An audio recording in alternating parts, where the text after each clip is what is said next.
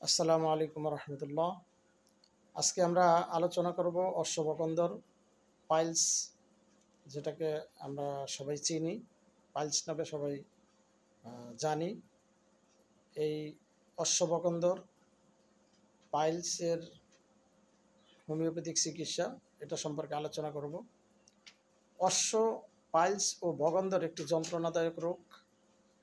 রোগী হাঁটতে, বসতে, চলতে সর্বদা সে যন্ত্রণা অনুভব করে।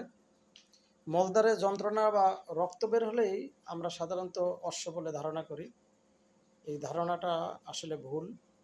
মলদ্বারণে মূলত 3 ধরনের রোগ হতে আমরা দেখি,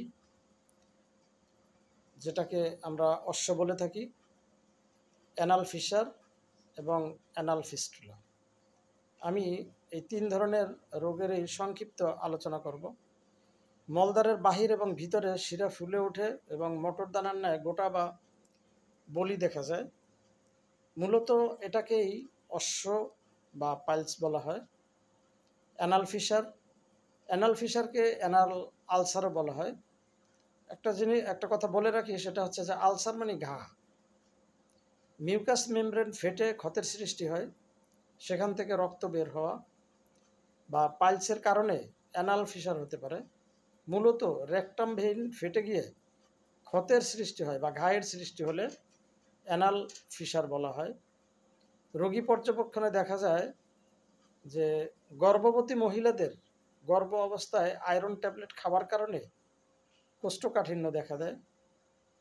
এছাড়া পুরুষের বেলায় অতিরিক্ত গরুর গোশত, চিংড়ি মাছ বা অ্যালার্জি জাতীয় খাবার এবং দৈনন্দিন আমাদের যে খাবার দাবার, এটা ভালোভাবে হজম না হওয়ায় কিংবা কোষ্ঠকাঠিন্যের কারণে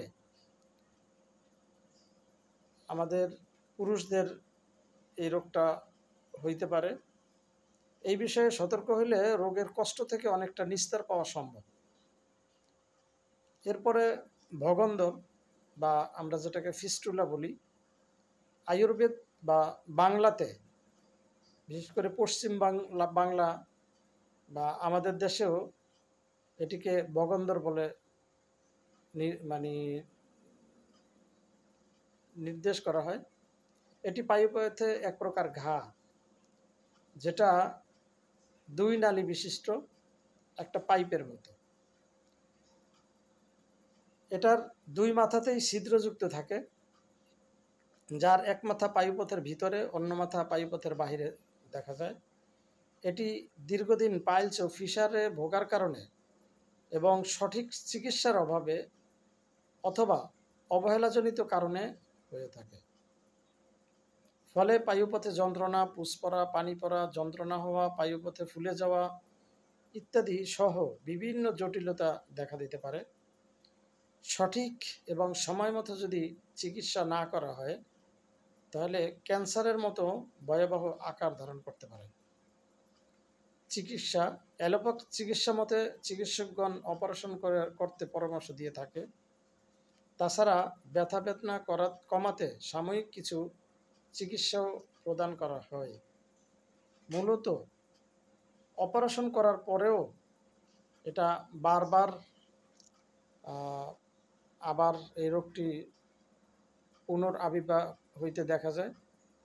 হোমিও চিকিৎসকগণ রোগীর সার্বিক অবস্থা, রোগ নির্ণয় করে চিকিৎসাপত্র প্রদান করেন এবং অল্প সময়ে অল্প খরচে সম্পূর্ণ আরোগ্য লাভ করে থাকে।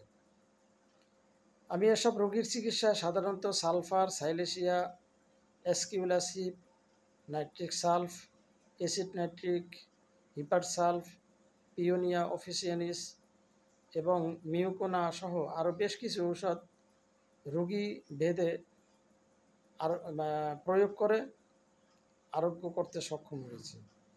তবে এ কথাটা মনে রাখা দরকার যে খাদ্য অভ্যাসে যথেচ্ছাচার, ঘুম কম হওয়া, কোষ্ঠকাঠিন্য, সুতাকৃমির, দীর্ঘ সময়ে চেয়ারে বসে কাজ করা এবং আমাদের দৈনন্দিন জীবনাচরণে অনিয়মের কারণে যে কোনো সময় এ রোগটি দেখা দিতে পারে।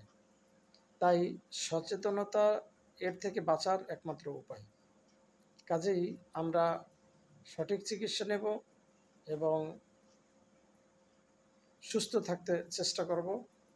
আগেই আমরা আবারও বলি যে সচেতনতা রোগ থেকে বাঁচার একটা অন্যতম উপায়। কাজেই আমরা সচেতন হব, এই যন্ত্রণাদায়ক রোগ থেকে আমরা বাঁচার চেষ্টা করব। তবে অভিজ্ঞ চিকিৎসক সঠিক মাত্রা এবং বিশুদ্ধ ঔষধ, সঠিক মাত্রা এবং শক্তি এবং বিশুদ্ধ ঔষধ আমাদের এই রোগ থেকে আরোগ্যের অন্যতম শর্ত। কাজেই আমরা সবসময় চেষ্টা করব যে একজন অভিজ্ঞ চিকিৎসকের চিকিৎসা নিতে, যিনি সঠিক মাত্রা এবং শক্তি নির্ধারণ করতে পারেন এবং সঠিক ঔষধটা প্রয়োগ করার জন্য পরামর্শ দেন। সবাই ভালো থাকবেন। আসসালামু আলাইকুম রহমতুল্লাহ।